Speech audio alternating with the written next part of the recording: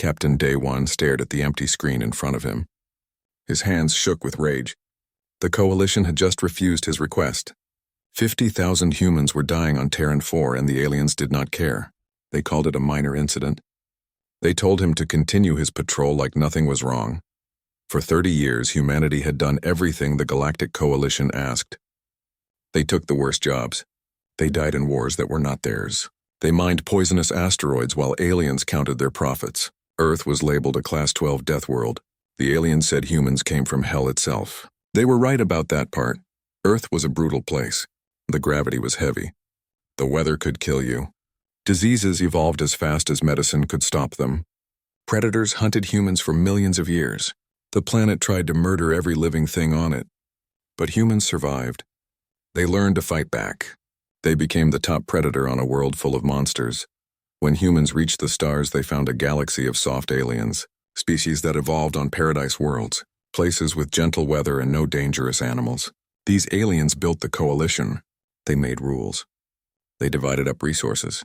They kept certain species on top and others on the bottom. Humans were firmly on the bottom. The Coalition used humans as soldiers and miners. Humans could survive in places that would kill other species. High radiation? Humans could handle it. Toxic atmosphere? Humans wore suits and did the job. Dangerous combat? Humans were natural killers. But respect? That never came. Payment? Always too little. Rights? None that mattered. Day One commanded the UHSF Indomitable, a human destroyer. His crew was 200 strong. Good people. Brave people. They volunteered to serve in the Coalition military. They thought it would make other species respect humanity. They were wrong. The aliens saw them as useful animals, nothing more. Now those animals on Terran 4 were screaming for help. The distress signal was clear. Raiders were bombing the colony. Thousands were already dead. The raiders had heavy weapons. The colonists had almost nothing. They needed help immediately. Day One had tried to help. He changed course toward Terran 4. Then Coalition Command overrode his navigation system. They forced his ship back onto patrol route. Overseer Velthos, a reptilian bureaucrat, had delivered the orders personally. The colony is not a strategic priority, Velthos had said. His voice was cold and mechanical. Your species signed contracts. You accepted the risks. Continue your patrol or face punishment.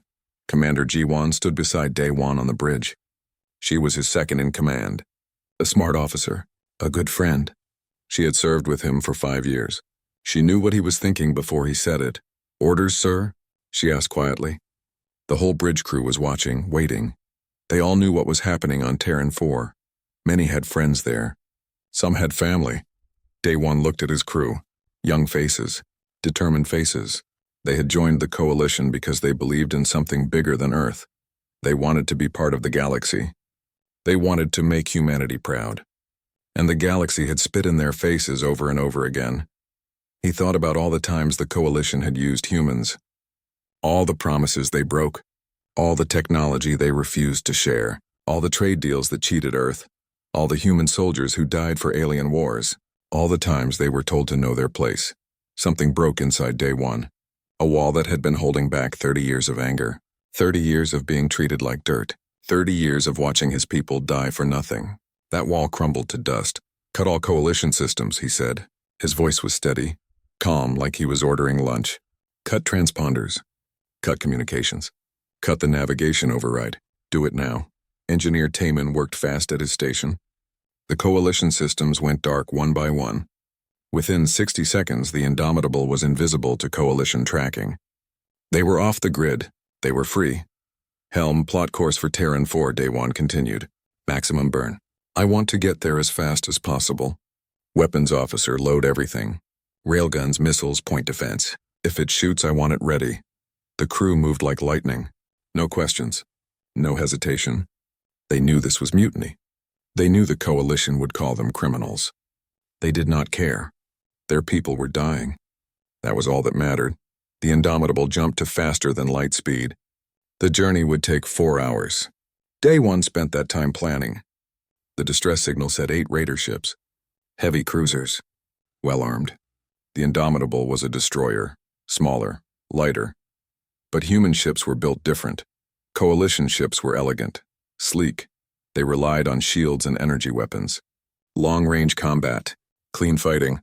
Human ships were ugly and brutal. Thick armor, redundant systems, kinetic weapons that did not care about shields. Humans designed ships the same way they survived on Earth, by being tougher than everything trying to kill them. They arrived at Terran 4 to find a nightmare. The colony was burning. Orbital bombardment had destroyed entire cities. The 8 raider ships circled the planet like vultures. They were firing at will. No one was stopping them. Day 1 did not announce his arrival. He did not demand surrender. He just opened fire. The railguns spoke first. Tungsten slugs accelerated to 10% light speed. They crossed the distance in seconds. The raiders never saw them coming. Their shields were designed to stop energy weapons. Solid metal moving at relativistic speeds went through those shields like paper. The first raider exploded. The second lost its engines. The third tried to turn but took a railgun round through its bridge. The others finally realized they were under attack. They fired back. Energy beams hit the Indomitable's armor and burned away layers of metal. But the ship kept fighting. Taemin rerouted power from damaged sections. Damage control teams sealed breaches. The ship was hurt but not dead. G1 coordinated the drone swarms.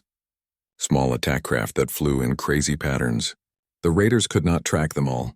Their point defense systems overloaded. The drones struck like angry wasps. Death by 1,000 cuts. One raider tried to run. Taemin diverted all engine power and the Indomitable chased it down. They matched speed and fired a full missile salvo at point-blank range. Nuclear warheads lit up the void. When the light faded, there was only debris. 20 minutes after the battle started, 7 raiders were destroyed. The 8th was crippled, dead in space. Daewon ordered a boarding action. Lieutenant Hyrin led the Marines, 50 soldiers in powered armor. They cut through the raider hull like a hot knife through butter. What Hyrin found inside made her sick. Cargo holds full of humans, men, women, children. They had been taken from other colonies. Many showed signs of torture, medical experiments. The raiders were not just pirates. They were slavers. Worse than slavers. Hyrin found the raider captain's personal logs. She sent them to Daewon immediately. He read them and felt his blood turn to ice. The raids were not random. They were ordered, sanctioned. Several coalition corporations were paying for them. They wanted human test subjects. They wanted to study what made Deathworld species so tough. They wanted to weaponize human biology. The coalition was not just exploiting humanity. They were harvesting them, like livestock. Daewon transmitted everything to Earth, every document, every video, every piece of evidence. Within hours, it spread to every human colony and ship. The reaction was instant. Rage, pure, cold rage. Earth's government went silent for 6 hours. When President Kangmin finally spoke, her message was broadcast to the entire galaxy. Her voice was calm, too calm, like the quiet before a storm. For 30 years, we have served faithfully. We believed in cooperation. We believed in peace. We were wrong. You never saw us as equals. You saw us as animals. You experimented on us. You harvested us. You thought we would accept this forever. She paused. The silence stretched across the stars. You were wrong. Humanity withdraws from the coalition, effective immediately. Any attempt to stop us will be considered war. You wanted to keep us as pets. Now you will learn what happens when the wolf breaks its chain. The message ended. The galaxy held its breath. And in the darkness between stars, humanity began to move. The coalition had always thought they knew humanity. Primitive, brutal. Good for dirty work, but nothing else. They were very wrong. Admiral Sung Ho stood in a command center deep below the Pacific Ocean. Around him, holographic displays showed the solar system. Hundreds of blips appeared on the screens. Ships, weapons platforms, defense stations, all hidden for 15 years. While the coalition thought Earth was weak, humanity had been building. The civilian shipyards in the asteroid belt were not civilian at all. They were military factories working day and night. The mining colonies on distant moons were weapons testing grounds. The research stations studying stars were designing instruments of war. Sung Ho had planned this for years. Every treaty the coalition forced on humanity had a loophole. Every restriction had a workaround. The coalition banned human weapons research? Fine, Earth called it industrial development. They limited human ships? No problem. Earth built them in secret and called them cargo haulers. Now it was time to reveal the truth. Execute broken chain, Sung Ho said quietly. All across the solar system, stealth fields dropped. Hidden doors opened. Camouflaged stations activated. Within minutes, 200 warships appeared on every sensor in the galaxy. These were not the patched-together destroyers humanity used in coalition service. These were purpose-built warships, dreadnoughts 5 kilometers long, carriers that launched swarms of AI-controlled fighters, stealth frigates that could hide in plain sight, destroyers armed with weapons the coalition thought were impossible. The flagship was called Vengeance, a Titan-class dreadnought, 3 kilometers of armor, weapons, and human anger. Sung Ho ordered Captain Daewon recalled from Terran 4. The young captain had started this. He deserved to see it through. When Daewon stepped onto the Vengeance's bridge, he could not speak. The ship was massive. The bridge alone was bigger than his entire destroyer. Weapons systems lined every wall. The crew was 5,000 strong. This was not a ship. It was a flying fortress. Welcome aboard, Sung Ho said. He was an older man with gray hair and tired eyes. But those eyes burned with determination. You lit the fuse, Captain. Now we finish what you started. Daewon found his voice. Sir, what exactly did we build here? Sung Ho smiled. It was not a kind smile, Insurance. The coalition kept us down for 30 years. They thought we would stay down forever. We let them think that. While they grew comfortable, we grew strong. He gestured to the displays showing the human fleet. Every ship you see was built in secret. Every weapon was tested where coalition sensors could not reach. We used their own rules against them. They never imagined we would be this patient. This thorough President Kang Min's face appeared on the main screen. She looked older than Daewon remembered. The weight of leadership showed in every line on her face. Admiral Sung Ho, she said. The coalition has responded to my message. They are sending the 4th Fleet to Seoul, 500 ships. They demand our immediate surrender. Sung Ho nodded. Expected. What are your orders, Madam President? Kang Min's eyes were hard as steel. Show them what happens when you push Deathworlders too far. Show them that we do not surrender. We do not kneel. We fight. The screen went dark. Sung Ho turned to his crew. Battle stations. All ships to defensive positions. Let them come. Let them see what we built. The human fleet moved into formation. Not the neat rows the coalition used. Human formations were clusters. Overlapping fields of fire. Ships close enough to support each other, but spread enough to avoid one lucky shot taking out multiple targets. It was a formation born from Earth's military history. Thousands of years of warfare distilled into tactical doctrine. The asteroid belt came alive with hidden weapons. Taman had worked on many of them. Railgun platforms disguised as mining equipment. Missile pods hidden inside hollowed-out asteroids.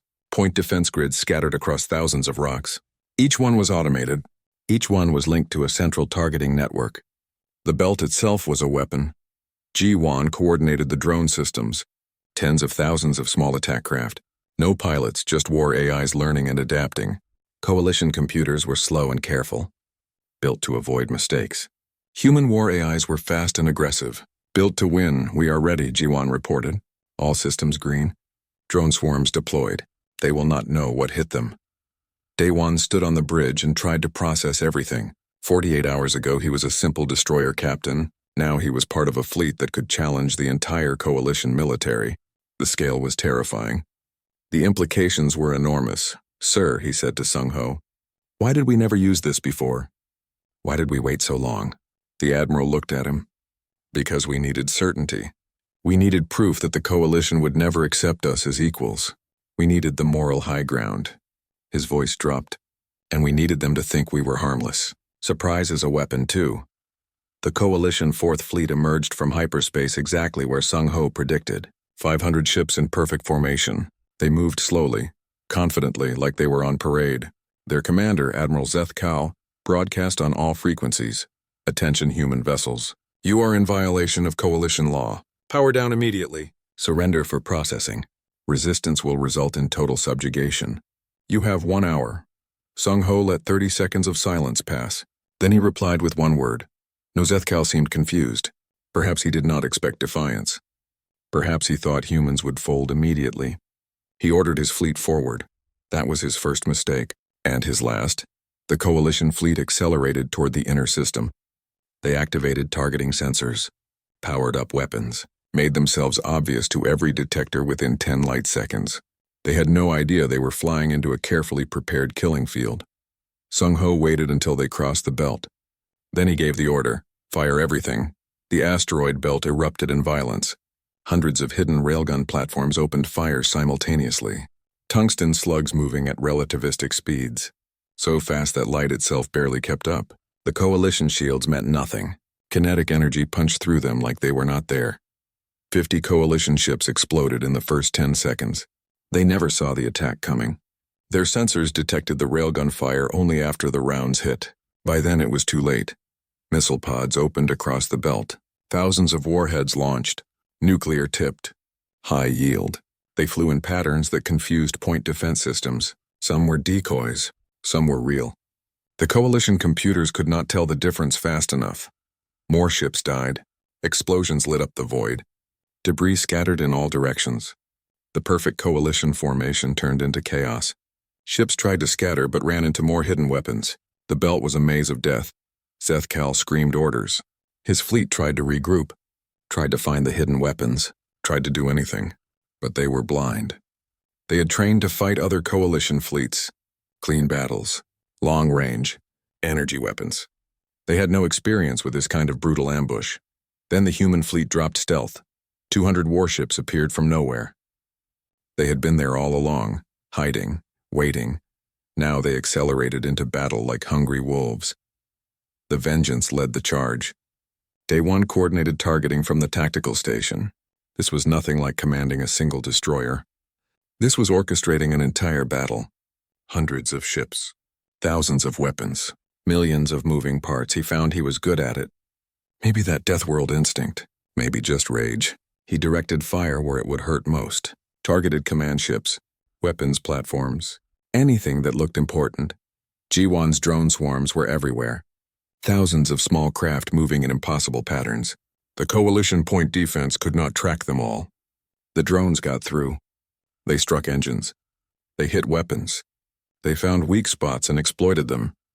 Taemin's engineering kept the human ships fighting. Coalition energy weapons burned armor, tore holes in hulls, killed crew members. But human ships kept going. Redundant systems kicked in.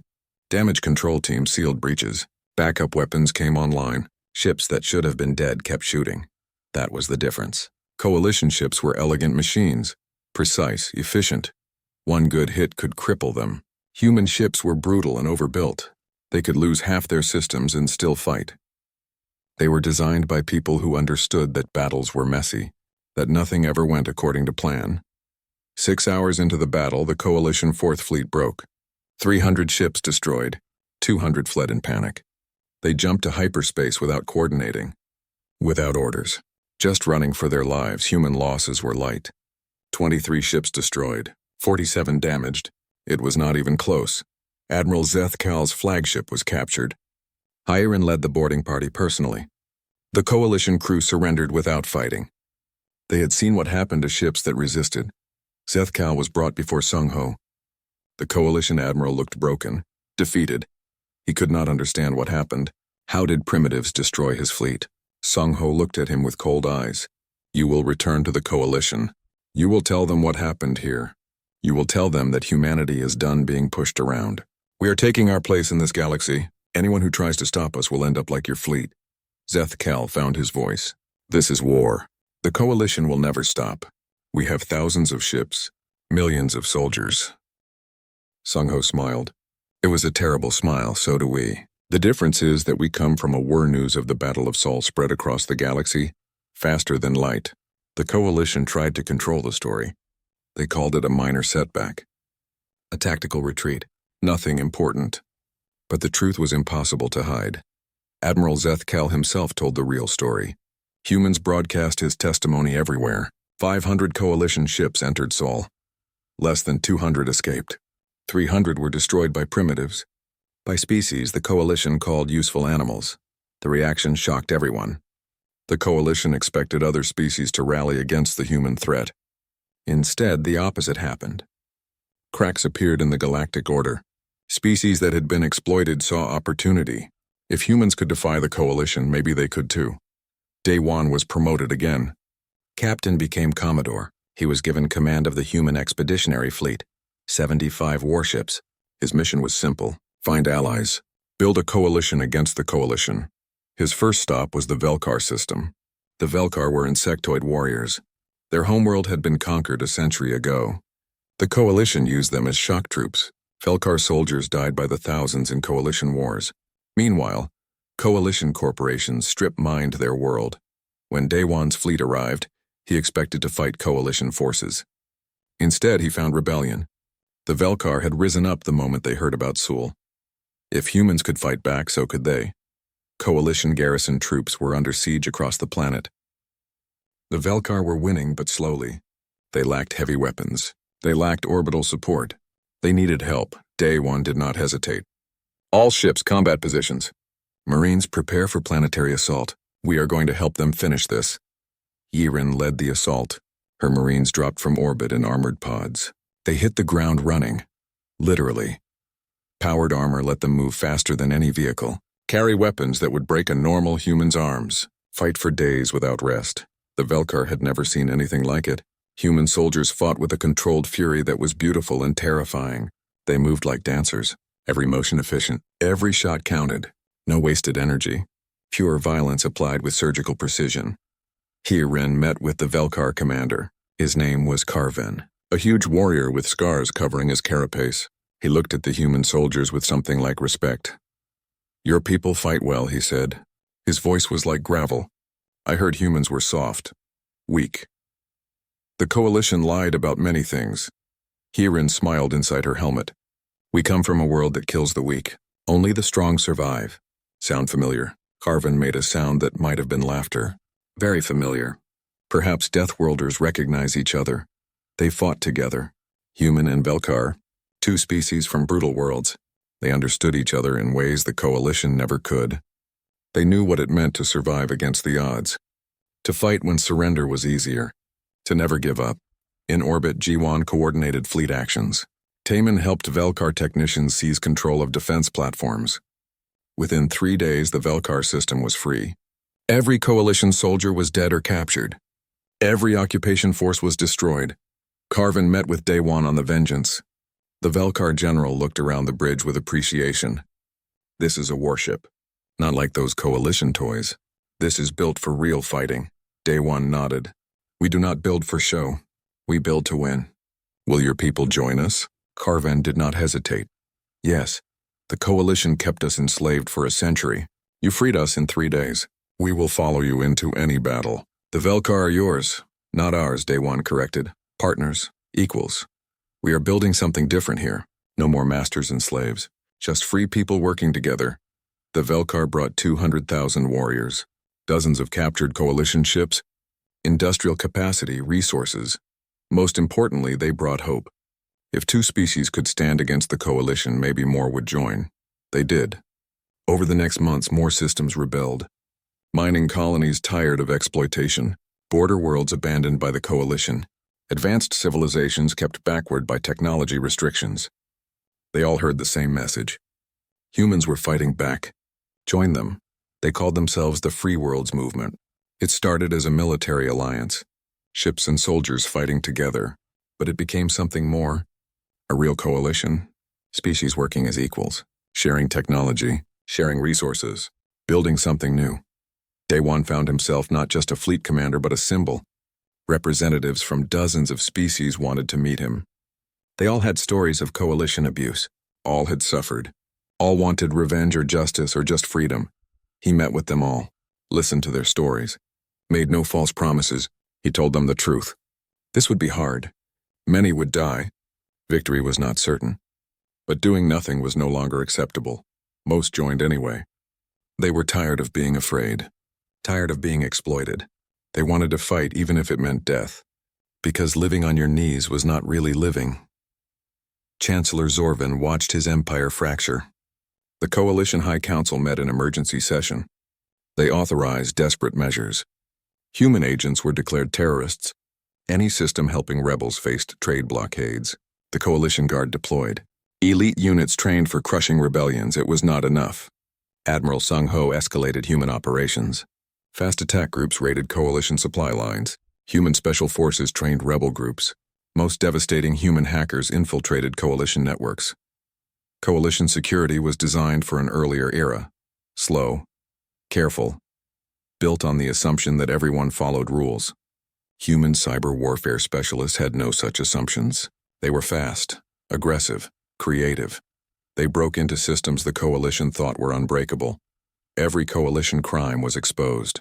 Every secret deal. Every backroom agreement. Everything they hid for centuries was dragged into light. The galaxy learned how corrupt the coalition really was. Public trust collapsed. Even loyalist worlds started questioning their leaders. The turning point came at Threshold Station, a massive starbase controlling access to the coalition core worlds. It was heavily defended. Thousands of weapons, multiple shield generators, a garrison of 50,000 soldiers. Taking it would require everything the free worlds had. Day One commanded the assault. 400 ships, human, Velkar, and 20 other species. The largest fleet ever assembled outside coalition control. They jumped into the system ready for the fight of their lives. The battle was brutal. Threshold Station fought back with everything it had. Energy weapons carved through shields. Missiles saturated space. Point defense destroyed hundreds of attacking craft. The Free World's fleet took heavy casualties, but they kept coming. Human ships absorbed damage that should have destroyed them. Velkar warriors boarded the station in wave after wave. Other species contributed their own unique advantages. Telepaths who confused enemy commanders. Radiation-resistant species who fought in damaged sections. Engineers who understood coalition systems because they had been forced to maintain them. G1's drone swarms paralyzed station defenses. Thousands of small craft overwhelmed tracking systems. They were everywhere at once. Coalition gunners could not keep up. The drones found weak points, exploited them, created openings for larger ships. Hyarin led the final assault. 10,000 Marines, human and Velkar fighting side by side.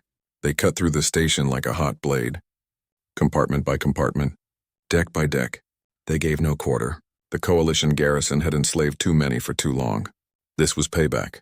The station commander surrendered after 18 hours. Half his garrison was dead. The other half wanted to live. Day One accepted the surrender. This was war, but not genocide. Prisoners would be treated fairly. That was important. The free worlds had to be better than the coalition. Taking Threshold Station changed everything. The door to coalition core worlds was open. Dozens of systems immediately declared independence. The trickle became a flood. The coalition was losing control. Day One stood on the captured station and looked at the fleet around him. Ships from 30 different species, all flying the free world's flag, all fighting for the same cause. It was beautiful and terrifying. G1 joined him at the viewport. We did it, we actually did it, Day One shook his head. We started it. The hard part comes next. Winning battles is one thing. Building peace is harder. Taemin appeared behind them. His uniform was dirty from working on damaged systems. Sir, we are getting reports from across the galaxy. More systems joining. More species rebelling. The coalition is in chaos. How many dead? Day One asked. The question that mattered most. Taemin's face fell. Too many civilian casualties are mounting. Some coalition worlds are resisting liberation. They prefer stability to freedom. Day One closed his eyes. This was the cost. War always had a cost. He had known that. But knowing and seeing were different things. Keep pushing forward, he ordered. But minimize civilian casualties. We are not conquerors. We are liberators. The difference matters. Across the galaxy, the free world's movement surged forward. System after system fell, not all willingly, not all peacefully, but they fell. The coalition was dying, and from its corpse something new was being born. Humanity had started a revolution. Now they had to finish it, and somehow build something better. That was the real challenge. Anyone could destroy. Building was harder. But humans came from a death whirl. Victory had a dark side. Day One learned this the hard way. The free worlds movement was winning. System after system joined their cause. The coalition was fracturing. But each victory came with a price. Not just in military casualties. In civilian deaths. In destroyed worlds. In the kind of damage that would take generations to heal. G1 brought him the reports every day. A human missile had malfunctioned. It hit a civilian station instead of a military target. 200 dead, A Free World's ally used captured weapons to massacre coalition civilians.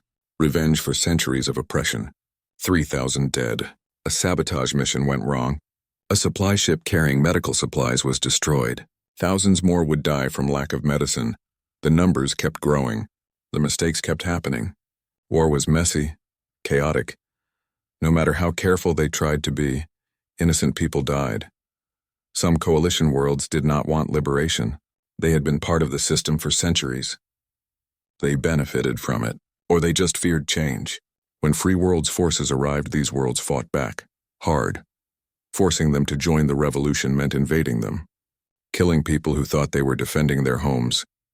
Day One spent sleepless nights staring at casualty reports. He had started this. His refusal to abandon Terran 4 had lit the fuse. Now the galaxy was burning. Was it worth it? Would the end justify all this death?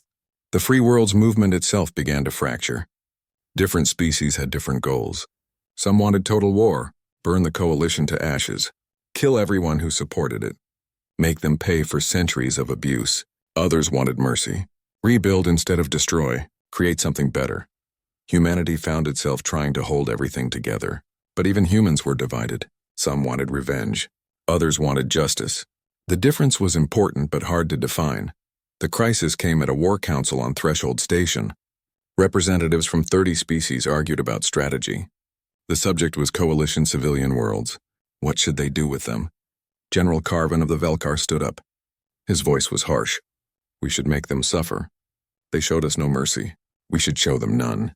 Burn their worlds. Take their resources. Let them know what it feels like to be slaves. Other voices joined in. Species that had been ground under the coalition boot for centuries. They wanted payback. Blood for blood. Make the oppressors into the oppressed. Day One listened to them. Understood them. The rage was justified. The desire for revenge was natural. But it was also wrong. He stood up. The room went quiet. Everyone knew his story. The captain who started the revolution. The human who refused to obey. I understand your anger, he said. His voice was quiet but firm.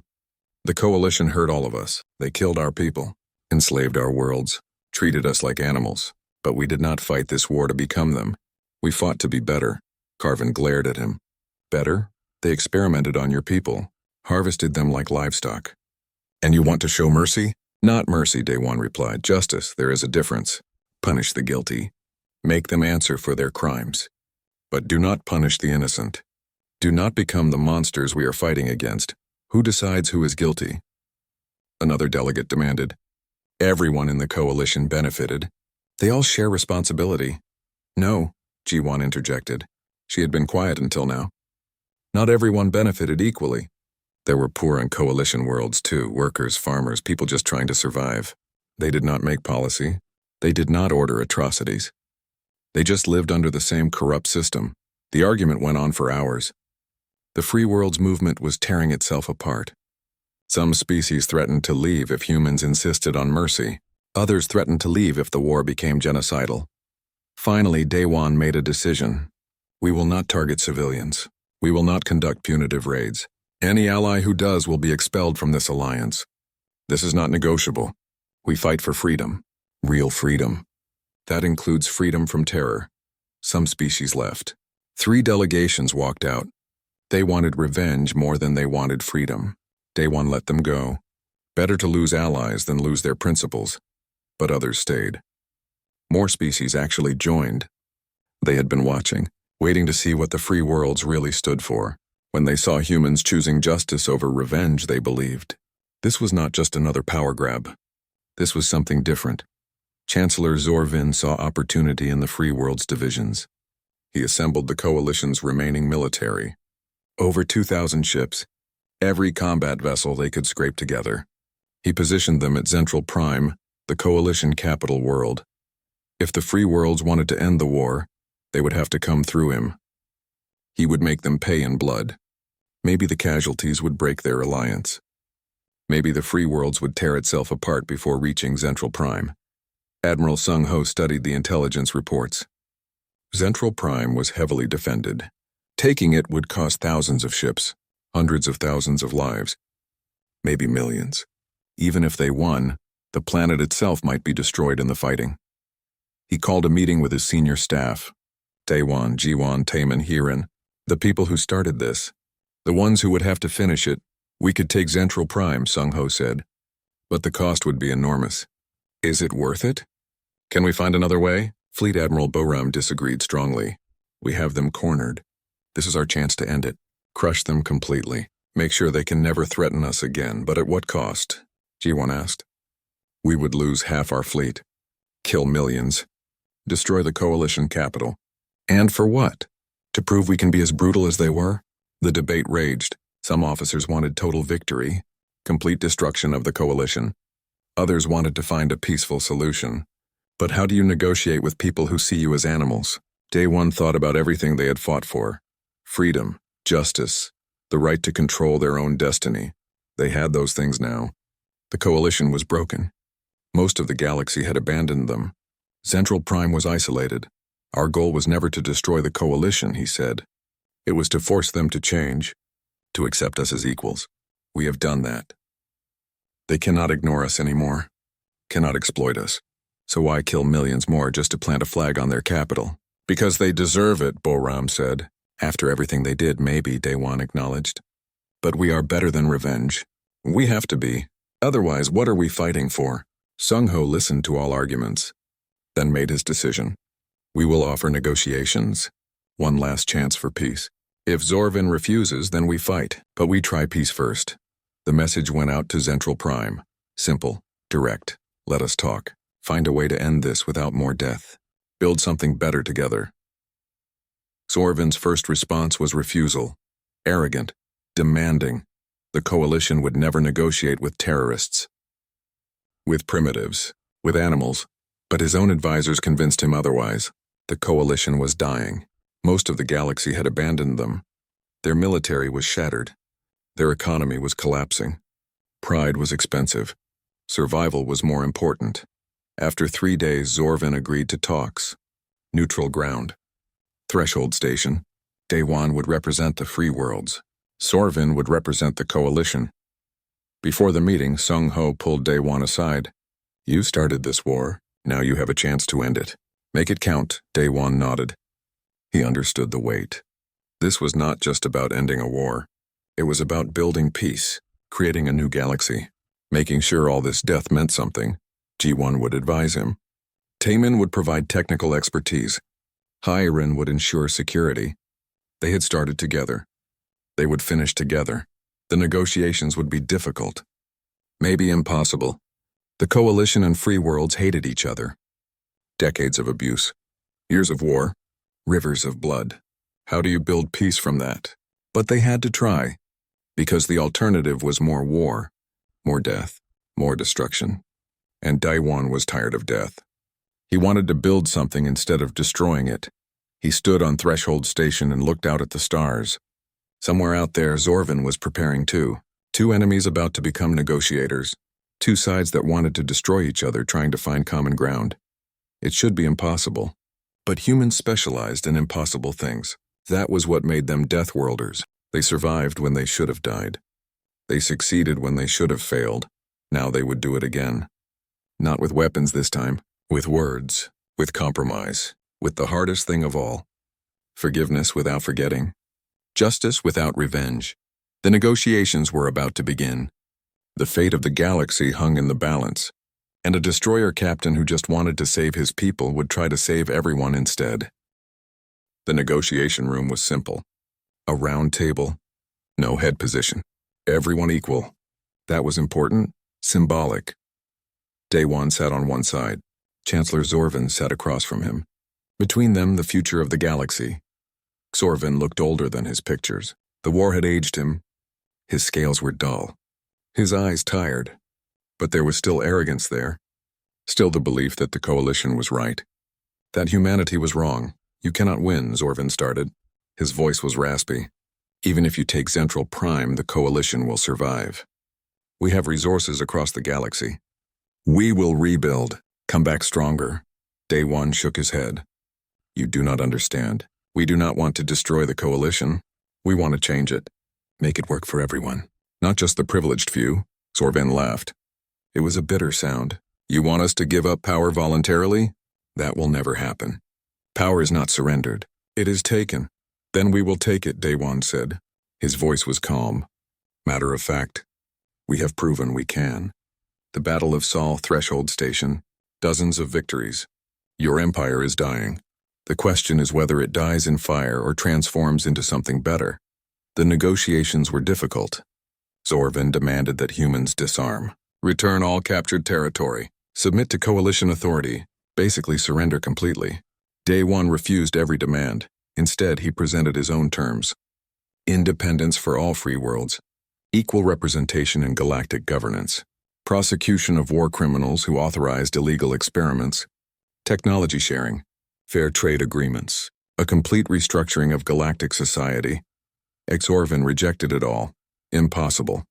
The coalition would never agree. Their entire system would collapse. The argument went in circles for days. Jiwan finally broke the deadlock.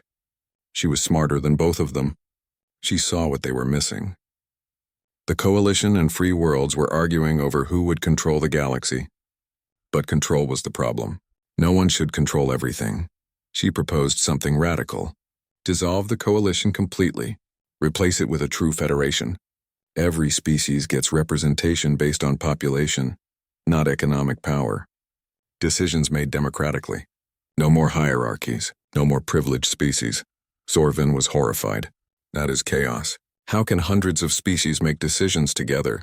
It will never work. It will work because it has to, Jiwan replied.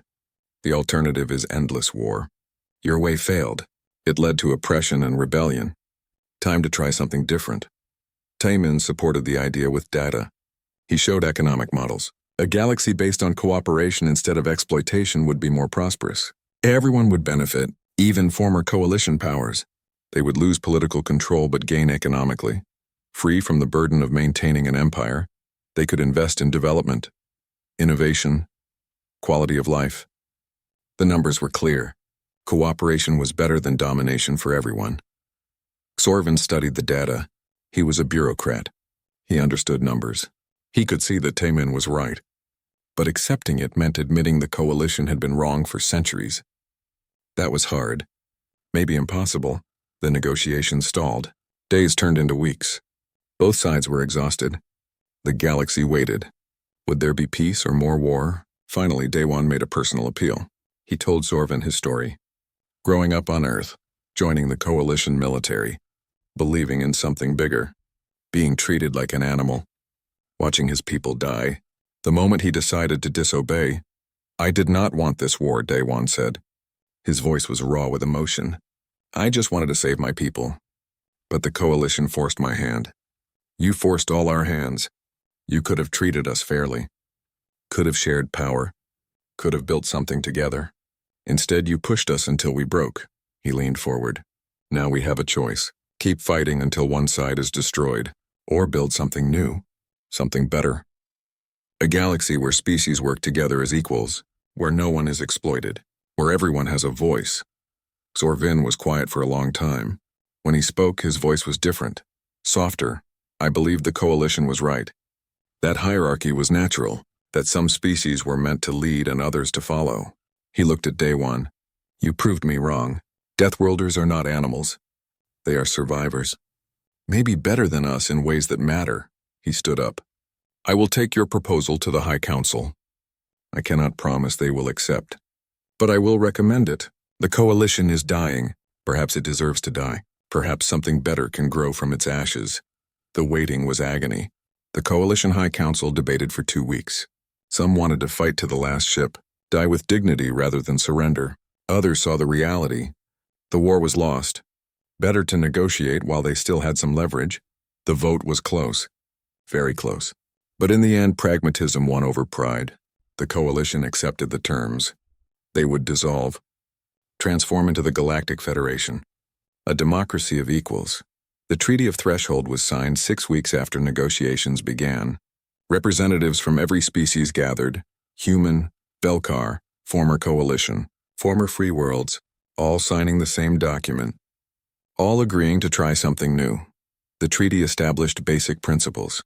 Every species got representation proportional to population. No species could dominate. Decisions required majority votes. War criminals would face justice.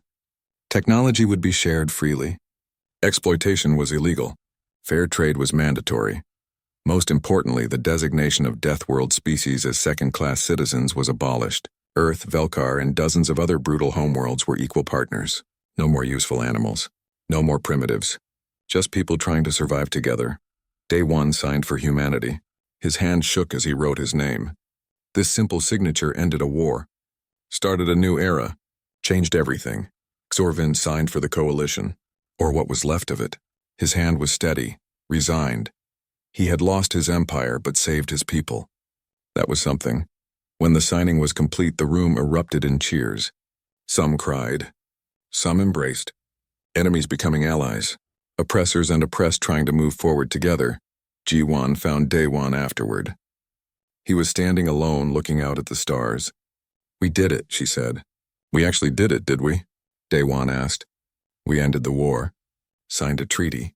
But building peace is harder than winning battles. Making this new federation work will take years, maybe decades." G1 nodded. "True, but we gave it a chance. That is more than we had before." Tamian and Hiran joined them, the four people who started everything, who refused to abandon Terran 4, who sparked a revolution, who changed the galaxy. "What happens now?" Hiran asked. "The war is over. What do soldiers do in peacetime?" "We build," Day One said. "Schools, hospitals, infrastructure. We spent years destroying. Now we create. That is the hard part. The important part." Admiral Sung Ho approached them. The old admiral looked satisfied. Tired but satisfied. "You did well. All of you. You gave humanity a future. Gave the galaxy a chance. What about the cost?" Day One asked. "How many died? How many worlds were damaged? Was it worth it?" Sung Ho considered the question. "Too many died. That is true. But they died so others could be free. Future generations will not live as slaves. Will not be experimented on. Will not be treated as animals. Because of what we did. Because of what they sacrificed." He put a hand on Day One's shoulder. "War is always terrible. Always costs too much. But sometimes it is necessary. The coalition would never have changed willingly. You forced change. That matters." President Kang Min appeared on the view screen. She addressed everyone on Threshold Station. All across the galaxy. Her speech was broadcast everywhere. "Today we signed the Treaty of Threshold. Today the Galactic Coalition died and the Galactic Federation was born. This is not victory.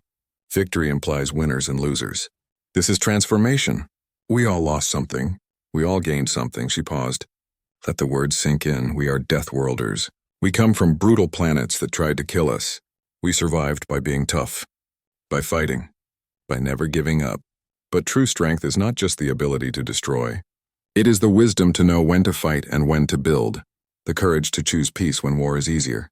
She looked directly at the camera. At everyone watching across the galaxy. We snapped. We turned the galaxy into chaos. But from that chaos we built something better. A federation of equals. A future where no species is enslaved. Where cooperation replaces exploitation. Where everyone has a voice. The speech ended. The transmission cut. And across the galaxy, people began the hard work of peace, building trust, healing wounds, creating something new from the ashes of the old. Day One stood on Threshold Station and watched ships from 100 species fly past, all flying the Federation flag now, all working together. It was imperfect, messy, difficult, but it was real. It was possible. Humanity had started a revolution. Now they had to finish it. Not with weapons, with patience. With cooperation.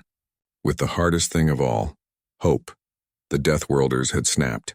They had turned the galaxy into chaos. But from that chaos they had built something beautiful. Something worth fighting for. Something worth dying for, and now something worth living for.